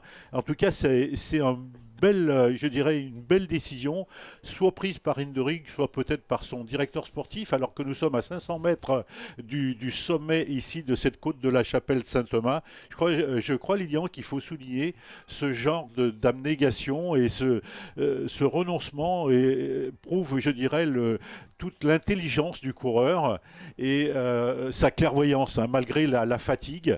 Il a bien compris qu'il fallait effectivement laisser cette échappée vivre, lui donner peut-être une chance d'aller jusqu'au bout, pourquoi pas. Et en tout cas, on va saluer cette belle décision prise par Pepijn Reinderink, donc, qui est rentré dans le rang, qui a rejoint le peloton et laissé donc ainsi l'échappée se développer. Une échappée qui explose maintenant dans la dernière ascension du jour. Coup de chapeau à Adrien Guillonnet qui aura tenu jusqu'à 19 km de l'arrivée avec le maillot de la région Auvergne-Rhône-Alpes, de la sélection Auvergne-Rhône-Alpes sur les épaules. Ancien vainqueur du Tour de Guadeloupe. Il avait brillé également sur le Tour du Pays Rouennais, le Tour de Côte d'Or. Il avait signé le top 15 sur la Mont Ventoux Dénivelé Challenge. Qui est maintenant distancé de cette échappée. On relance la machine pour les 2 hommes de tête avec, on le rappelle, un Norvégien Norvégien Magnus Brinsrud et un coureur suisse, Niels Brun, qui l'accompagne. Et ce sera dans cet ordre au sommet de la côte de la Chapelle-Saint-Thomas à 3 km du premier passage sur la ligne. Alors que cela bouge dans le peloton, on avait vu notamment la formation Groupama FDJ venir se repositionner. Ils ne sont plus que 4 dans cette équipe continentale, mais attention parce que les 4, ils sont tous à 27 secondes au classement général, respectivement 10e du classement pour Laurens Pittier, 14e Ruben Thompson, 16e Romain Grégoire, 17e Finlay Pinkring. Comme quoi il n'y a pas besoin d'être au complet pour être bien placé au classement général, alors qu'ici ce sont 2 hommes qui sont sortis, un coureur de la Groupama FDJ Continental et donc un coureur pour la formation AG2R Citroën qui vont basculer maintenant au sommet de la côte. La minute n'y est plus, c'est certain, en la faveur des 2 hommes de tête. Je pense qu'Adrien Guillonnet va sentir le souffle de ces 2 hommes juste derrière et nous on va retrouver tout ce beau monde pour un premier passage sur les lignes. Le compte tour va afficher 2 tours de 7 km 600 à parcourir encore dans les rues de Toussieux pour espérer une victoire d'étape aujourd'hui et peut-être renverser le classement général, puisque les écarts sont très faibles, on le rappelle, seulement 9 secondes d'avance pour Quentin Jauregui qui sera à l'aise dans ce final, on n'en doute pas, mais effectivement il faudra rester très prudent pour ne pas se faire surprendre, ne pas prendre de cassure, alors qu'ici on est dans la descente avec ces 2 coureurs, un pour la Groupama FDJ et donc un pour l'équipe AG2R Citroën U23. Descente assez rapide, ce qui veut dire que les coureurs seront dans un instant donc dans la traversée de Toussieux. Oui, tout à fait, ça va très très vite. On a aperçu cette fameuse chapelle Saint-Thomas sur le côté droit de la route. On espérait que tout de suite après les coureurs allaient basculer, il n'en est rien été.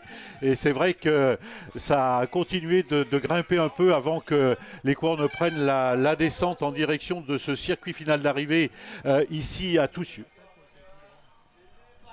Alors que visiblement le coureur de la Groupama FDJ est parti à la faute dans la descente, dans les 2 hommes en contre-attaque, alors que je crois que c'est Valentin Retailleau pour l'équipe AG2R Citroën qui est sorti. On le disait hier, il a pris 12 minutes dans les dents. Aujourd'hui il est à l'avant, peut-être le champion de France Espoir. On va confirmer tout cela bien sûr. Loïc, qui avait un coéquipier de fortune en tout cas pour cette contre-attaque, un coureur de l'équipe Groupama FDJ qui l'a accompagné, un camarade plutôt de sortie qu'un coéquipier, et qui est parti à la faute dans la descente.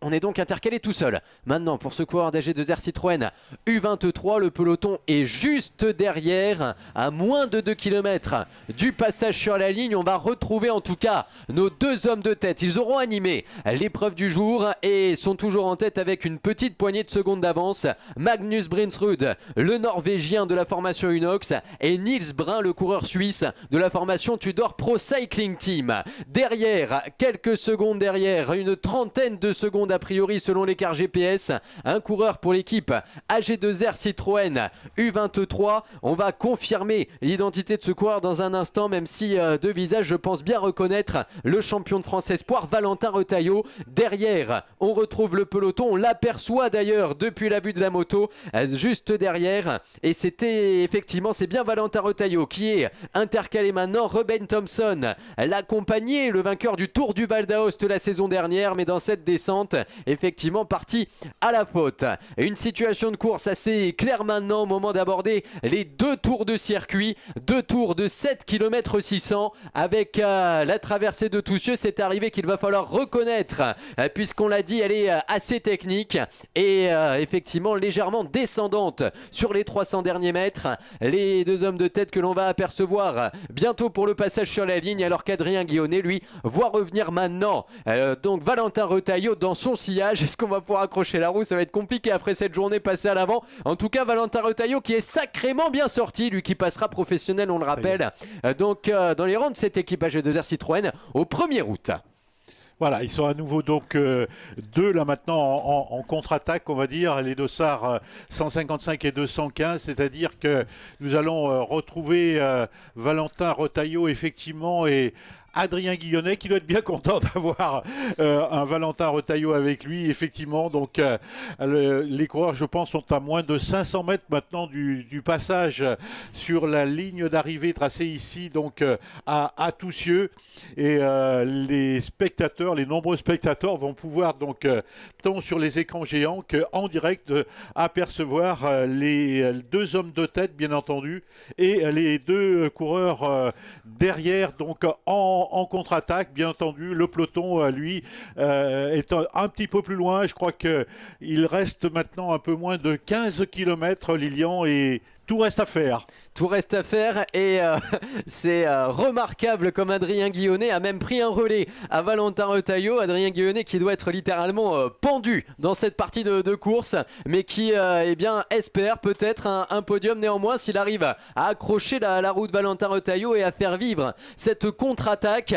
En tout cas, deux hommes en tête. Deux hommes en contre-attaque, le peloton est juste derrière au moment de traverser Toussieux et on est effectivement donc à l'entrée maintenant de la commune d'arrivée, 500 mètres avant le premier passage sur la ligne pour nos deux hommes de tête, Nils Brun accompagné du coureur norvégien Magnus Brinsrud pour la formation Unox qui vont pouvoir reconnaître, on est sur le circuit final maintenant et effectivement donc le final qui sera celui-ci dans 15 km dans une vingtaine de minutes à peu près pour le dénouement de cette troisième étape. Pour l'instant, les deux hommes de tête vont voir le contour affiché 2 pour le passage sur la ligne et on va pouvoir prendre l'écart également. Voilà donc les deux hommes de tête à 15 km de l'arrivée maintenant au passage sur la ligne pour une première traversée de Toussieux. Le coup de pédale est toujours efficace en tout cas et derrière on ne devrait pas tarder à apercevoir non plus sur cette caméra fixe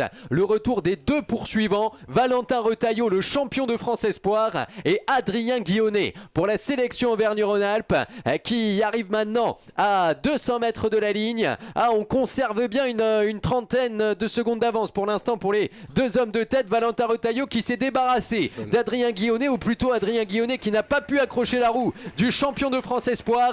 Valentin Retailleau qui passe tout seul en troisième position à 15 km de l'arrivée. Adrien Guillonnet doit être juste derrière et va maintenant pouvoir donc accrocher les roues dans le peloton qui va fondre sur lui. L'écart était de quasiment 40 secondes pour Valentin Retailleau. Le peloton juste derrière à 15 km de l'arrivée, emmené par les coureurs de la formation DSM avec les coureurs de la BNB Hotel, les coéquipiers du maillot jaune juste en deuxième rideau. Un peloton presque au grand complet en tout cas dans cette phase de course à 15 km de l'arrivée maintenant.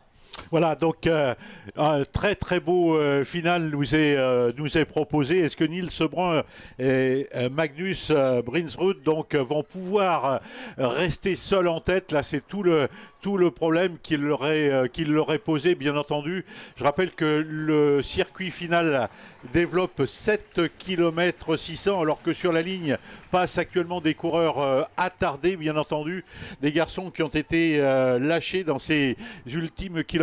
Et notamment Rasmus Pedersen avec son maillot de meilleur grimpeur qui n'a plus grand chose à jouer, c'est vrai, qui essaie d'en garder sous la pédale. Est-ce que demain il prendra l'échappée?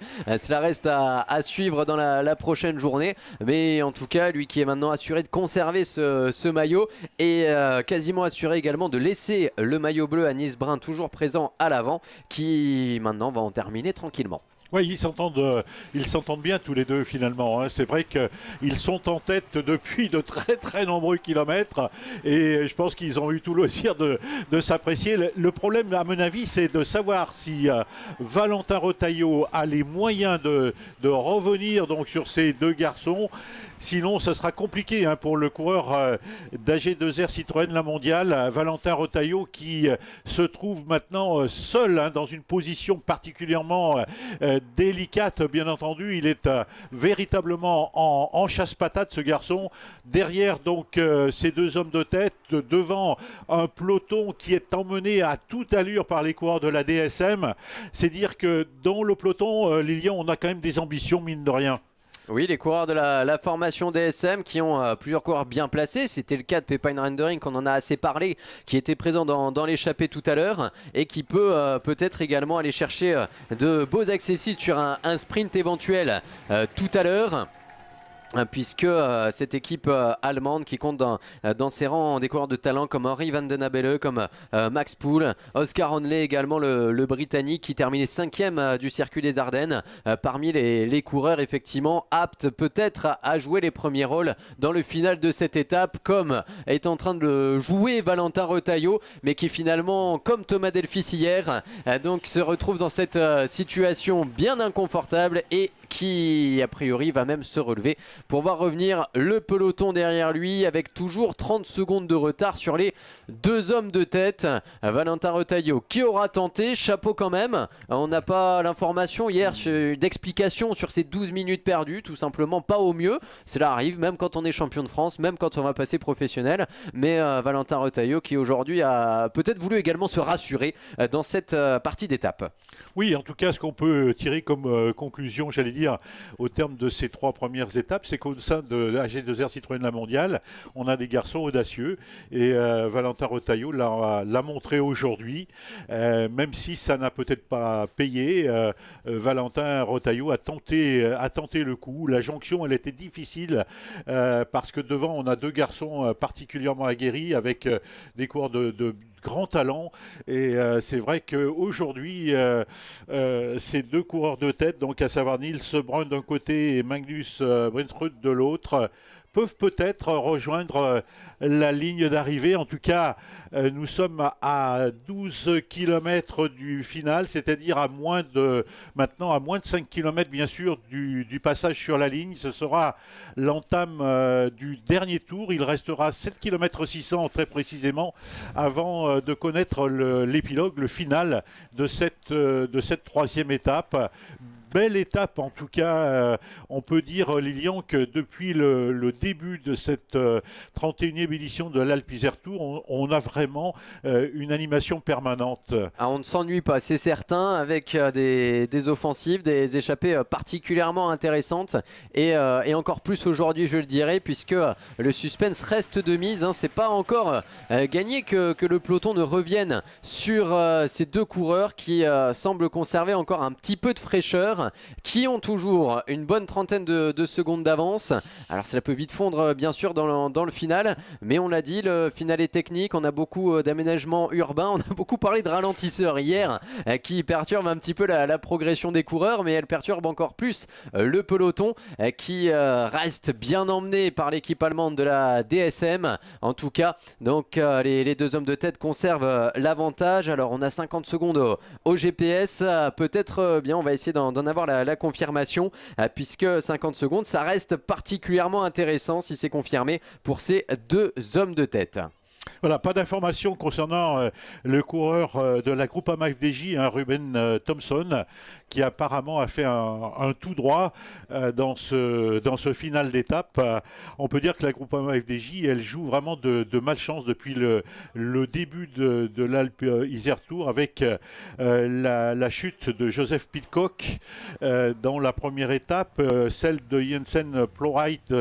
Là aussi, le coureur donc a dû abandonner au cours de la 2e étape. En tout cas, en ce qui concerne Joseph Pidcock, le frère de Tom Pidcock, il est rentré à son domicile aujourd'hui. Ça va certainement un peu mieux, mais il a quand même une fracture de la cloison nasale et il devra se reposer quelques jours avant de reprendre le vélo. À mon avis, au niveau de la Groupama, il n'y aura plus que 3 coureurs ce soir. Donc ça fait peu pour le leader qui est Romain Grégoire. Oh, alors Ruben Thompson semblait bien reparti. Je ne sais pas si on est tombé du côté de Ruben Thompson. On ira à la pêche aux informations tout à l'heure. Je crois qu'on est simplement sorti de route en maîtrise. En tout cas, il avait perdu du terrain et ça a tout changé forcément pour Valentin Retailleau qui s'est retrouvé tout seul. Cela aurait été différent s'il avait eu le soutien de Ruben Thompson pour ces 10 derniers kilomètres. En tout cas, pour l'instant, un écart qui nous est annoncé, c'est 35 secondes en la faveur des 2 hommes. Ils n'ont perdu que 25 secondes sur les 10 derniers kilomètres. Il reste 10 km. Alors en World Tour, on a tendance à dire que c'est 1 minute par tranche de 10 km. Donc que peut reprendre un peloton. Est-ce qu'aujourd'hui les 35 secondes seront bouchées?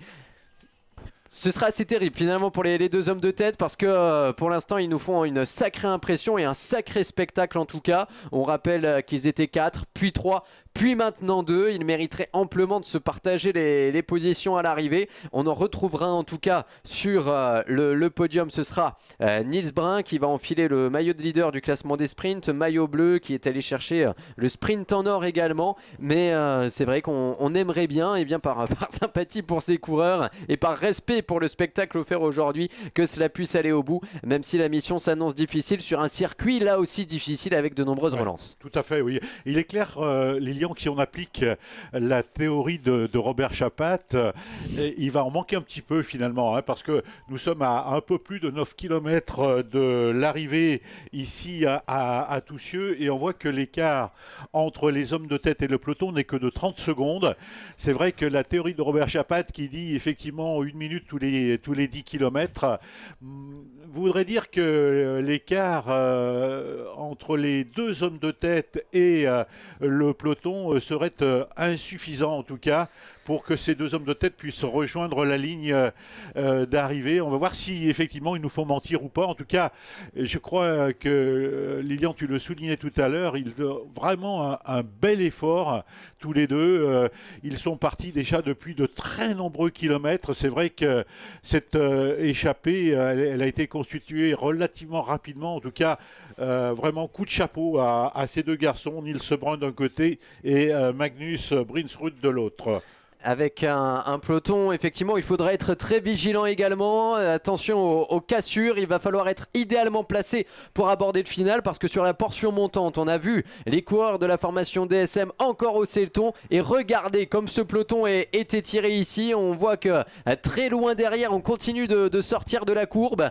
Cela veut dire que l'allure est particulièrement intense en tête de ce peloton. Et on a même des fois 1 mètre, 2 mètres qui se dégagent, alors qu'on vient de passer la flamme rouge déjà pour le peloton. Les deux hommes de tête, eux, vont aborder les 500 derniers mètres. On va les retrouver à nouveau sur la ligne. Cette fois, ce sera le son de la cloche. Pour eux, 7 km 600 de l'arrivée. 7 km 600 pour résister à un peloton emmené par cette équipe allemande. Là aussi, une réserve de l'équipe World Tour que vous connaissez, l'équipe DSM, bien décidée à peser sur le final. Ils sont déjà eux aussi à 500 mètres.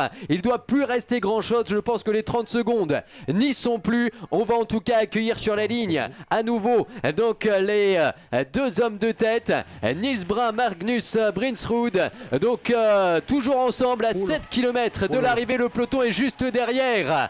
C'en est terminé bientôt pour cette échappée, et les coureurs de la DSM qui se sont même retournés pour essayer de se réorganiser. C'est bon, le plus gros du travail est fait. L'échappée va être reprise. Attention aux cassures ici au milieu du peloton, avec des écarts qui pourraient bien se créer, notamment aux relances pour Pierre Rolland qui s'est retrouvé piégé un petit peu à l'arrière maintenant. Double vainqueur d'étape sur les routes du Tour de France. Il y en a partout dans ce final, pourtant pas si difficile mais ô combien technique. Et effectivement sur la portion descendante, et bien de nombreux coureurs qui sont en train de se retrouver piégés à l'arrière. Ils étaient 40 coureurs à moins de 30 secondes du leader, et parmi ces 40, et bien quelques coureurs un petit peu piégés. Pierre Rolland, malgré l'expérience de ce garçon qu'on a vu faire l'effort pour essayer de boucher le trou, et effectivement dans ces 7 derniers kilomètres il va falloir compter chaque seconde là aussi. Alors je n'ai pas vu Quentin Jauregui, je pense qu'il était dans le premier groupe, hein, le maillot jaune de leader. En tout cas à 7 km de l'arrivée, le peloton sur le point de reprendre les deux hommes, mais c'est toujours pas fait.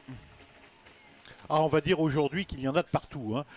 C'est assez étonnant de voir comme le peloton a littéralement volé en éclats aujourd'hui, donc sur les routes de la CCEL, de la communauté de communes de l'Est lyonnais. Un avant-dernier tour qui a été vraiment très préjudiciable à ce peloton qui va faire la jonction là actuellement avec les deux coureurs de tête. Donc les deux coureurs de tête sur le point d'être repris par l'avant-garde du peloton, en tout cas ce qu'il reste de ce peloton où il doit y avoir à peu près 4 voire peut-être 5 cassures. C'est assez impressionnant de voir les écarts qui se sont créés dans ce final ici, tracé tout autour de Toussieux et de l'Est lyonnais. Vraiment un final d'étape extrêmement difficile, Lilian, hein, pour les coureurs. Oui, et ça y est, là, les deux hommes sont repris. Quentin Jauregui est idéalement placé ici, donc en 5e position maintenant. Il a toujours un coéquipier avec lui. On doit être dans les 5 derniers kilomètres, alors que d'autres coureurs passent au son de la cloche maintenant. Un tour encore à couvrir pour eux. Et parmi ces coureurs notamment Henry Lawton, tiens, qu'on a vu aux avant-postes sur les différents sprints ces jours précédents, qui s'est relevé, alors que sur cette image on voit qu'on a un peloton particulièrement réduit, là encore avec peut-être une offensive à nouveau côté AG2R Citroën. Est-ce que c'est Valentin Retailleau qui en met une, ou est-ce qu'on mise sur quelqu'un d'autre maintenant? En tout cas, on a senti que dans cette phase de course il y en avait un petit peu partout, que tout le monde cherchait finalement ses coéquipiers, voir qui a été victime des différentes cassures. Et sur ce moment de flottement, eh bien, on ressort avec un autre coureur de l'équipe AG2R Citroën U23, alors qu'il reste moins de 5 km. La mission s'annonce difficile, mais le peloton semble un petit peu désorganisé derrière. Tout à l'heure il était très étiré, il est un petit peu plus compact maintenant, en occupant toute la largeur de la route. Une largeur relative, hein. C'est vrai qu'on n'est pas sur des routes très très larges ici, mais quand même le peloton qui est un petit peu moins ordonné en tout cas, et qui va devoir pourtant se réorganiser s'il veut espérer revenir maintenant sur ce coureur d'AG2R Citroën, sorti maintenant en tête de course. Oui, c'est peut-être effectivement un Labrosse ou un Chaussinan qui effectivement est sorti, mais on vient d'apercevoir là donc le leader du classement de la montagne, Rasmus Pedersen, le coureur de la BHS, qui est passé avec un retard significatif sur les hommes de tête. Rasmus Pedersen, je le rappelle, leader du classement de la montagne.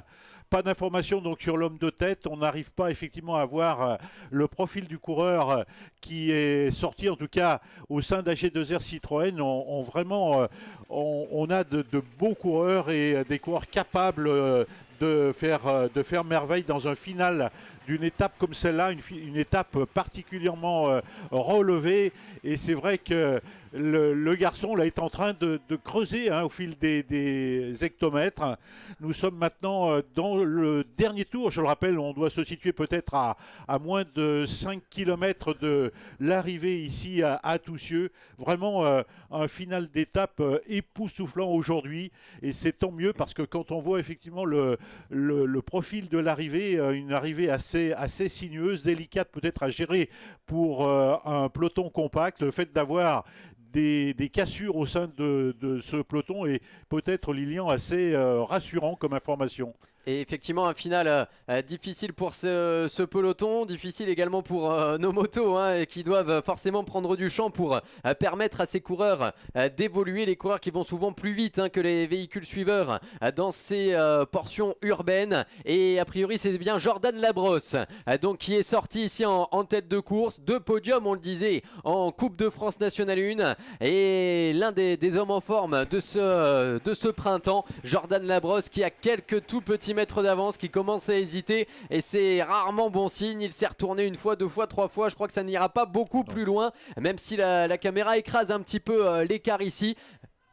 Ah, il continue quand même l'effort ici, il veut tout donner. Il reste 4 km pour le coureur originaire de Cours-la-Ville, qui avait remporté d'ailleurs cette épreuve et cette classique mythique du calendrier régional, le Grand Prix de Cours-la-Ville, au mois de juillet dernier, chez lui à la maison. Lui qui a évolué au Cours-la-Ville cyclisme avant de rejoindre cette équipe AG2R Citroën U23, et pour l'instant il est en train d'accentuer son effort, alors que derrière le peloton occupe toujours toute la largeur de la route. Et contrairement à tout à l'heure où l'équipe DSM étirait tout le monde, et bien là il ne semble pas y avoir d'équipe en mesure de mener cette poursuite, en tout cas de façon ordonnée. À l'écart est de 3 secondes à tout casser, mais bel effort encore une fois pour ce coureur d'AG2R Citroën U23, qui se sent menacé forcément à 3 km de l'arrivée. Derrière on retrouve la DSM, la Groupama FDJ, Quentin Jauregui bien placé, le maillot jaune que l'on a aperçu dans les premières positions, toujours des coureurs de la formation Unox.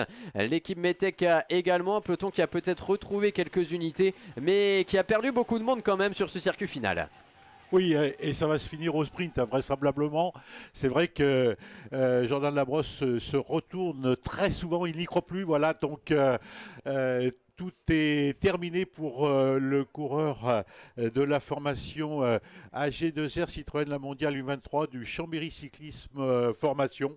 En tout cas, bel effort de ce jeune coureur français.